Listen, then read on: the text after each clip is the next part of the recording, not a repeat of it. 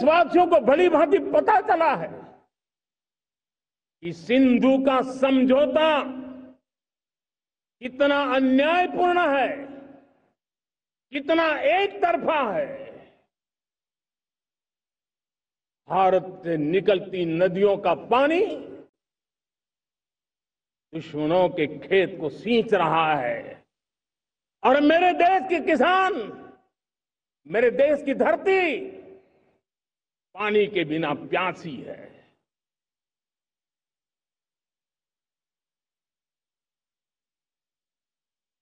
ये ऐसा समझौता था जिसने पिछले 7 दशक से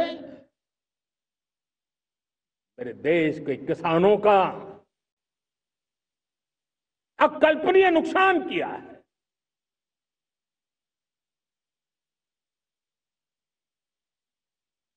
अब हिंदुस्तान के हक का जो पानी है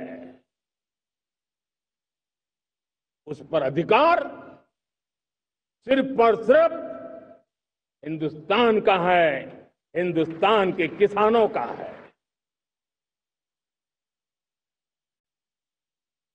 भारत कतई सिंधु समझौते को उस स्वरूप को दशकों तक सहा है, उस स्वरूप को आगे नहीं सहा जाएगा। किसान हित में, राष्ट्र हित में ये समझौता हमें मंजूर नहीं है। आत्मनिर्भरता का नाता सिर्फ आयात और निर्यात, रुपये, पैसे, पाउंड, डॉलर यहां तक सीमित नहीं है। इतना सीमित अर्थ उसका नहीं है।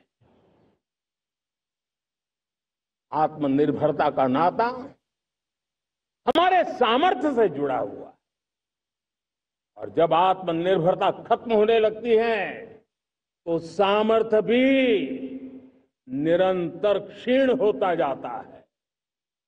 और इसलिए हमारे सामर्थ्य को बचाए रखने, बनाए रखने और बढ़ाए रखने के लिए आत्मनिर्भर होना बहुत अनिवार्य है। साथियों, हमने ऑपरेशन सिंदूर में देखा है मेड इन इंडिया की कमाल क्या थी। दुश्मन को पता तक न चला ये कौन से शस्त्रास्त्र है, ये कौन सा सामर्थ्य है जो पलक भर में उनको नष्ट कर रहा है। तो मैं आपका ध्यान आकर्षित करता हूं सेमीकंडक्टर्स पे। उदाहरण के तौर पे बताता हूं, मैं यहां लाल किले से किसी सरकार की आलोचना करने के लिए खड़ा नहीं हुआ और नहीं मैं करना चाहता, लेकिन देश की युवा पीढ़ी को जानकारी होना भी उतना जरूरी है।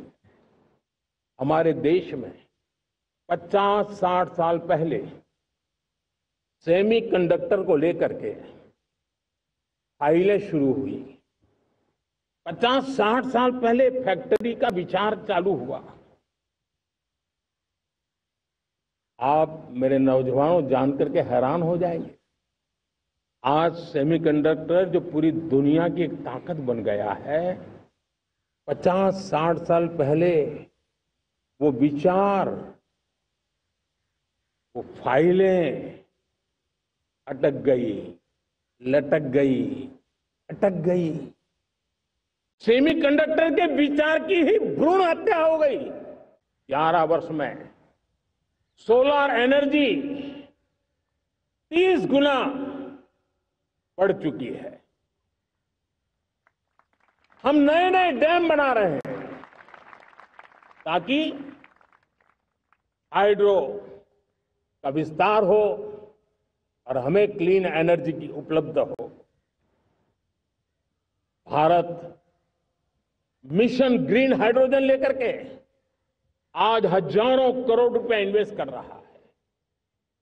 भविष्य की ऊर्जा को ध्यान में रख करके, ऊर्जा के क्षेत्रों को ध्यान में रख करके भारत न्यूक्लियर एनर्जी पर भी बहुत बड़े इनिशिएटिव ले रहा है। हमारा देश भाषाओं की विविधता से बहुत ही भरा हुआ है, पुलकित है। और इसीलिए हमने मराठी, असमिया, बांग्ला, पाली, प्राकृत को क्लासिकल लैंग्वेज का दर्जा दिया है। और मेरा मत है, हमारी भाषाएं जितनी विकसित होगी, हमारी सभी भाषाएं जितनी समृद्ध होगी, हमारे नॉलेज के सिस्टम को भी उतना ही बल मिलने वाला है। और हमारी वो ताकत है, और जब डेटा का जमाना है ना, तो ये ताकत दुनिया के लिए भी बड़ी ताकत बन सकती है। इतना सामर्थ्य हमारी लैंग्वेज में। हमें हमारी सभी भाषाओं पर गर्व होना चाहिए। हमारी सभी भाषाओं के विकास के लिए हर किसी ने बनते हुए प्रयास करना चाहिए। देशवासियों को भली भांति पता चला है कि सिंधु का समझौता कितना अन्यायपूर्ण है, कितना एक तरफा है। भारत से निकलती नदियों का पानी दुश्मनों के खेत को सींच रहा है। और मेरे देश के किसान, मेरे देश की धरती पानी के बिना प्यासी है।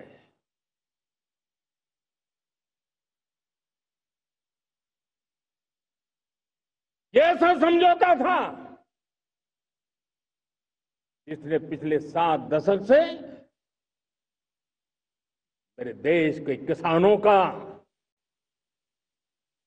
अकल्पनीय नुकसान किया है।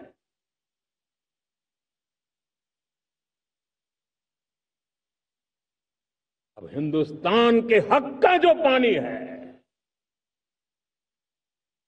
उस पर अधिकार सिर्फ और सिर्फ हिंदुस्तान का है, हिंदुस्तान के किसानों का है।